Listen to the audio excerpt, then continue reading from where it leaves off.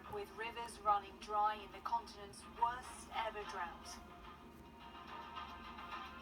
After a hellish week in which more than 7,400 hectares of forest have burned and at least 10,000 people have been evacuated from their homes. Although they were partially contained during the night, the fires rage on one of the hottest days of the summer. Firefighters from all over Europe have come to the aid of their French colleagues who are unable to cope with the sheer number of new outbreaks and the re-emergence of fires that had not been completely extinguished.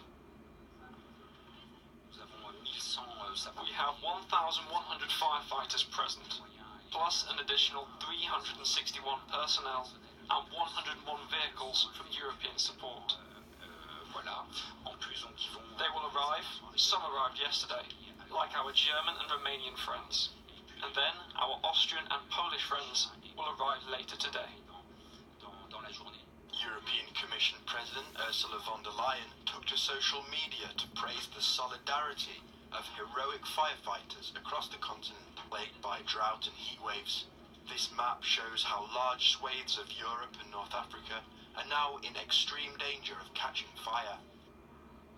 Elsewhere, blazes continue to wreak havoc in parts of Greece, Italy and Spain, and in Portugal, flames have engulfed the Serra da Estrela Natural Park, causing irreparable damage to a World Heritage Site.